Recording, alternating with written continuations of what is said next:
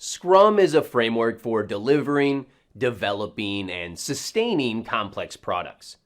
It's built on the foundations of Agile, of iterating and adapting to change. As well, it follows the philosophy of empiricism, which is learning through experimentation and making decisions based on what is known. Scrum provides a blueprint or a pattern that can be followed to deliver solutions that satisfy the customer needs. It does this by dictating roles, events, and artifacts, as well as rules and best practices to help tie everything together. We're going to get into more specifics in later lectures, but first we need to understand the 3 pillars of Scrum: transparency, inspection, and adaptation. Now, per the Scrum Guide, transparency means that the process must be visible, and the language used must be common and understandable to those responsible for the outcome. Everyone needs to have a shared understanding of what's going on. Facts are presented as is without a hidden agenda. Information and news, both good and bad, are shared openly and freely. This transparency encourages a level of trust, enabling everyone to strive towards that common objective. Inspection is how we measure that advancement towards the goal and identify any issues or deviations that are not desirable or would inhibit us from reaching that goal. Then we use adaptation to, as soon as possible, adjust our processes, solutions, and decisions based on the new or updated information. Here, we're avoiding or correcting the issues we identified during our initial inspection.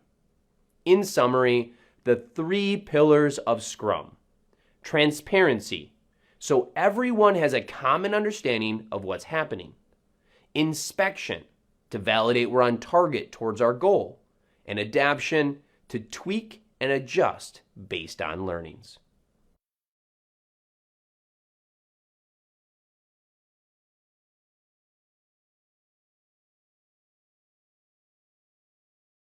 Let's look at the Scrum values. These values are very powerful and effective because Scrum is leveraged by a team, and these values really support team members when they are working to solve complex problems. Let's look at the first value, openness.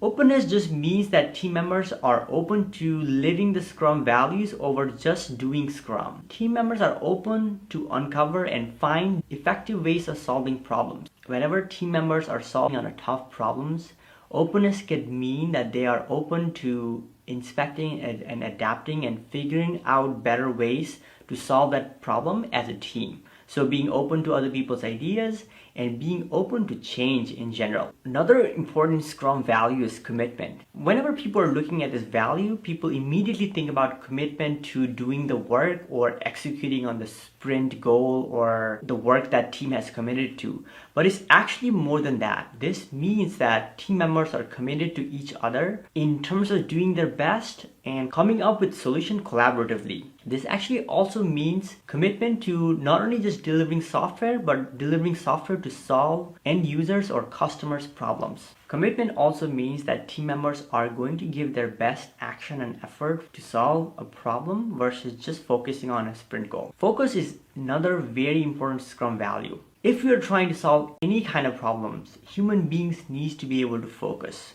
Scrum recommends that team members plan on a certain amount of work and they focus on that for a certain period of time, and the whole goal of the team is to get this work that they picked to done. Focus can also mean that team members are focused on solving a problem that they have decided as a team to do versus thinking about every shiny thing that's out there and trying to build everything. Focus can also mean that team members are focused on customer happiness and delivering value to the stakeholders. Let's look at courage. Mark Twain said, "Courage is not the absence of fear, it is acting in spite of it." Courage in this context means that team members show up with courage when they are working on tough problems and they're not afraid to try and come up with their bold ideas. Change is usually hard and we are not perfect. However, this Scrum value encourages team members to do their best despite of not being perfect and despite of change being hard. And then the last value of Scrum is respect. Whenever we're working on difficult problems and we are working as a team and we share our success and failures together, we will be professional and will respect the team members' culture, their background, their ways of working, and we will also respect their opinion. Those are the 5 Scrum values, and if team members focus on embracing these Scrum values on a day-to-day basis, it is much effective for teams to acquire the Agile mindset.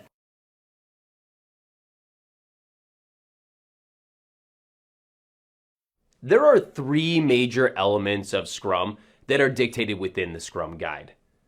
You have Scrum roles, Scrum events, and Scrum artifacts. In this lecture, we're going to break down the Scrum roles, giving you an understanding of the various tasks and responsibilities of the Scrum team. Now, the 3 roles described and defined in Scrum are product owner, development team, and Scrum Master. The product owner is the role of one person, and they're responsible for maximizing the value of the product. They do this by clearly understanding the future state or the vision the organization has, as well as the needs of its users and customers. And then they articulate that or communicate that to the development team. Ultimately, the product owner is the one who makes the product decisions. They determine which features and characteristics are implemented and in which order. It's their responsibility to ensure the decisions that they're making assist in generating value to the customers and stakeholders. Moving on to the next role, the development team.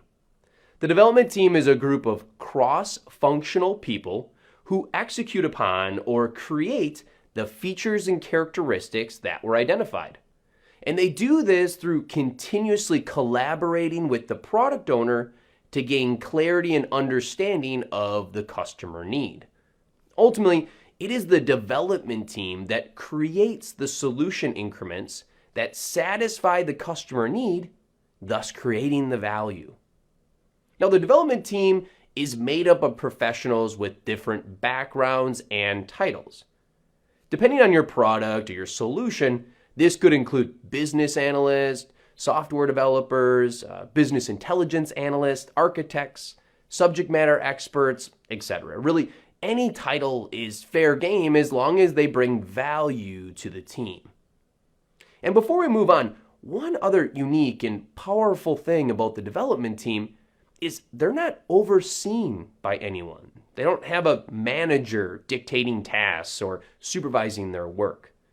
The development team members are instead accountable to the team as a whole. They work together, they collaborate, and throughout each iteration to deliver as much value as they can. And after each iteration, they acknowledge and learn from their mistakes, allowing them to adapt and get better. And last but not least, the Scrum Master, the master of Scrum. Because they're the Scrum expert, they understand the theory, the practices, rules, and values of the Scrum framework. And it's the Scrum Master's responsibility to ensure the product owner and the development team do as well. The Scrum Master is often referred to as the servant leader because they're enabling the development team to create maximum value by removing their impediments or their roadblocks to their progress. Maybe the team is unable to identify someone to answer a specific question, so they're unable to move forward on a feature. Instead of the development team spending time on trying to find that person, the Scrum Master could do it. This allows the team then to continue to create other functionality in the meantime, maximizing the value the development team and the Scrum team as a whole is able to create. So it is these 3 roles, the product owner, the development team, and the Scrum Master, that work together to make up a Scrum team, which delivers value to the organization, its users, and its customers.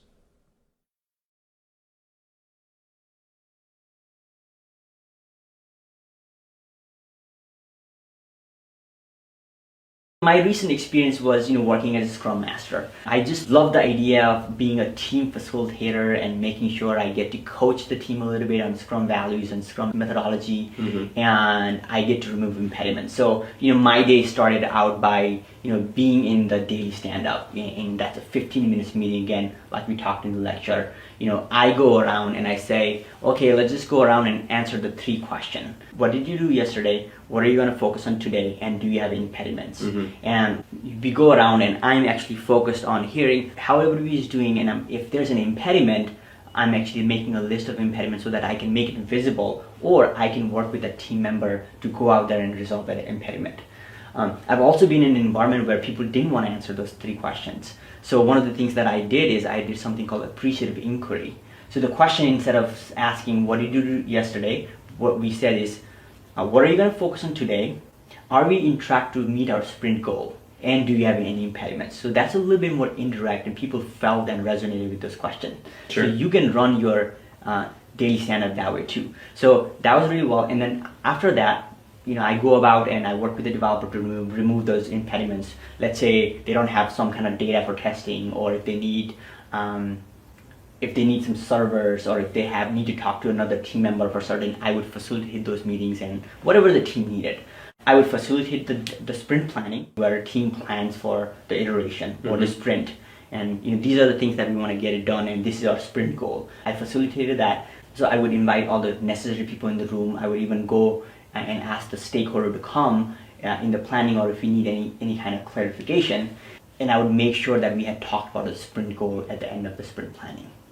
Excellent. Yeah, and I think that's one really cool thing when I was working in some Agile projects, that when the Scrum Master hears that roadblock or that impediment, as you're in there and people are kind of talking about it, like, you don't usually, it doesn't come out. It's not like, oh, I have this problem, I can't move forward. It's, oh, I'm running into a challenge with this. Right? And then that Scrum Master I've had in the meeting say, actually, hey, let me talk to you after this real quick. I know somebody that you can talk to that might be able to give you some assistance, right? And they're just removing that and just helping that team continue to drive forward and not be stopped by anything. Yeah, I like that.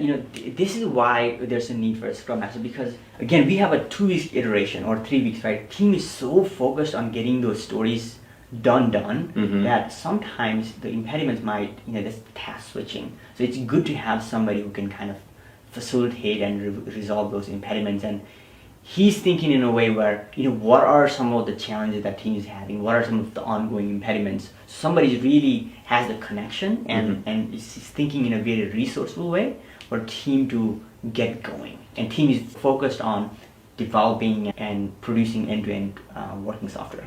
Yeah, and you talked a little bit about how the Scrum Master is facilitating both the daily stand-ups as well as the sprint planning meeting. What about sprint review and retrospective and stuff like that? Are they doing the same thing there? Let's go to sprint review. So sprint review is a meeting where you review your sprint. What did we do in this sprint? Again, this is not perfect product. Sometimes you have a plan and there might be a few stories that are not done. It's totally okay. In the sprint planning... Well, it's not always okay. So in the sprint review... It's okay there. Yes. Well, the team is learning, right? Initially, they estimate too many things, and Scrum Master... We always overcommit, right? I know that the team is not going to finish this, but I'm not saying anything. I want them to learn, right? So it's okay. So I facilitate the sprint review, and I even invite some of the stakeholders or external customers there. If we need some feedback, or if we need to do an informal, here's what we have, right? In that meeting, we're kind of reviewing the progress compared to our product backlog, and what do we need to change in the product backlog based on what we have completed. And maybe we're doing re-estimating of some of these stories and moving some of these stories to next sprint. So we're doing those things in the sprint review. And then the retrospective is one of my favorite meetings to facilitate. In the retrospective, as a Scrum Master, I'm sending out calendar invites for everybody in the team, making sure everybody can attend that meeting. Having space, and having an open space where a team can actually not a loud space, but a quiet space, a nice meeting room where people can actually talk about what happened in this sprint. Yep. And really facilitate in a way where, some of the team members are not talkative and others are really, really talkative and optimistic. And usually sometimes they actually take over the conversation and they blast the others with ideas, and it's almost overwhelming sometimes, right? Sure. So what I do is whenever we are in that retrospective room, I am actually going around and I'm facilitating. Okay, we're gonna actually start, and here's sticky notes. Why don't you just write down things in those 3 columns?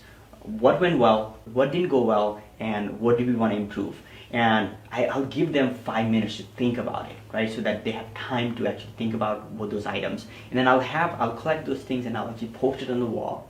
And I'll say, okay, well, this is the overall team sentiment. This is how we did in this situation. Okay, fine.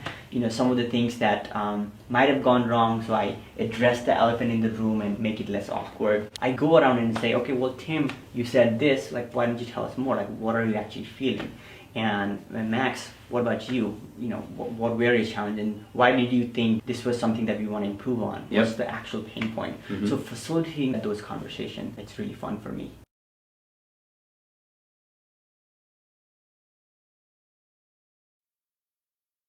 So Jeremy, you've been a product owner for our team. So what was your experience like?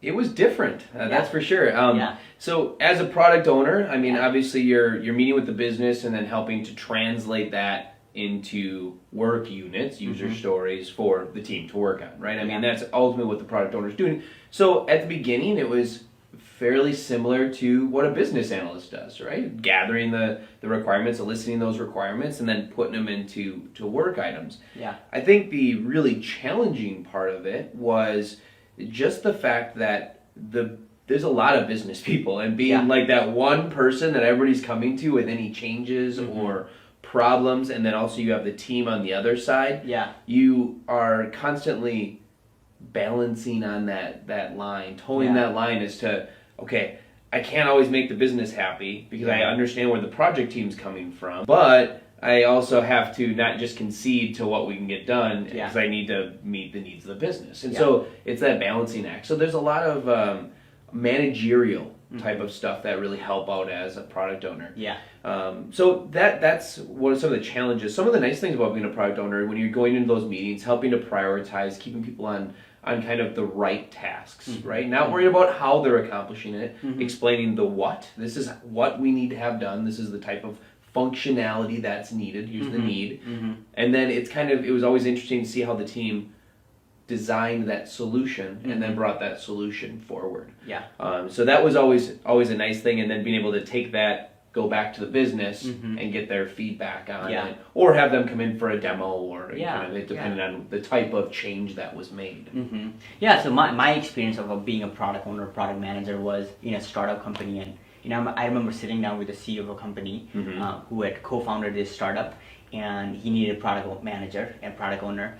And I remember having a conversation with him, and he said, Vivek, so your role is to actually work with me in terms of getting me organized on what I think the product should look like, but then also validating that by running experiments with the customers, where customers are also on board, where I'm not just kind of thinking about all these amazing things about my product.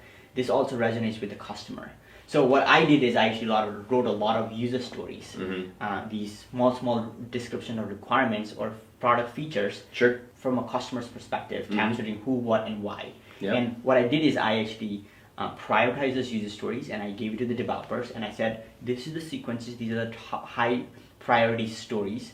And a lot of the times I actually worked with this CEO. He got excited about every shiny thing that was out there. Every feature you could build, he wanted to build, right? And then I said, this is a great idea. However, there are other higher priority items that we have that's going to bring more money to your startups. It's going to solve customer problem better if you focus on these features. So it was a lot of my role was saying no to external requests or his ideas or pet projects or pet features. And then also avoid feature bloats.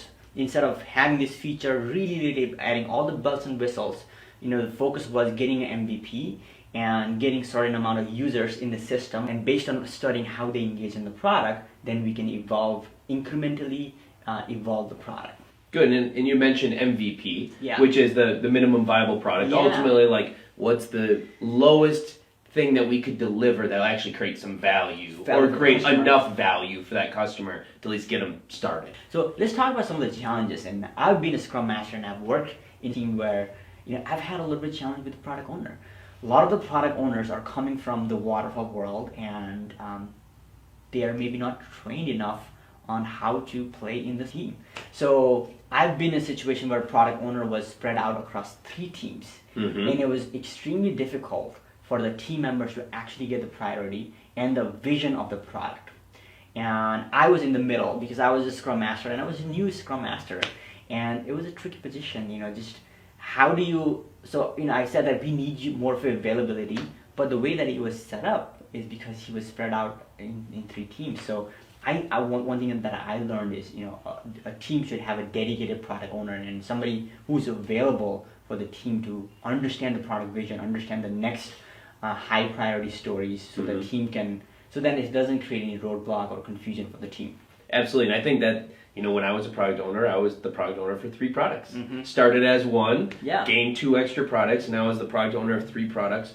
2 of them were with the same project team, which another no-no, right? Yeah. But because they're working on 2 projects at once, but so 2 of them were for that, but one of them was completely separate. And you could feel the pull, right? That was my only job there. I was consulting there, so that was my only job. I can't even imagine a regular, like a senior manager or some director that has their normal duties and then are being asked to be a product owner and then be maybe a product owner in multiple roles. That gets really difficult. But in those companies, they have to dedicate that time. If they're not willing to have a dedicated product owner to the project, then maybe Scrum isn't the right fit for them, because that 100%. You need to have that if you're not going to be successful. Yeah. In today's day and age, right, product owners should also have skill sets on how to actually study the user base and talk to them and really find out what they actually want.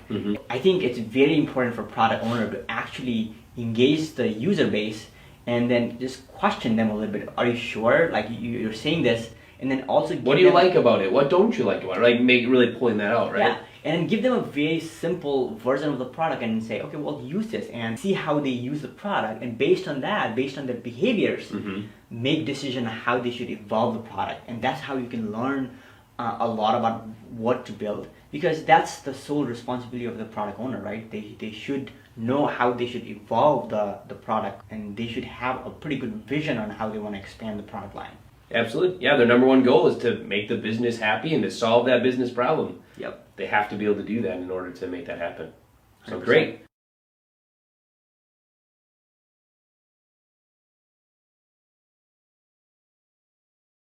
Let's talk about the dev team. So, a developer, a QA, a VA, architect, UI guy. Basically everybody other than the product owner and the Scrum Master, right? Everybody else is bulked into there. Let's talk about what the developers are doing. So I've been a SQL developer for a little bit, and been part of the Agile team. So when you are a developer, part of the Agile team, you're not saying that I can only do this. Even though I was working in the SQL part, I was still learning on other components of what the team was developing, and I was empowered to learn other things. You're helping with it all. Yeah, so in Agile team, no matter what your title is, you're just part of the team, and you are a self-organizing team, but you also want to help each other out. What was your experience?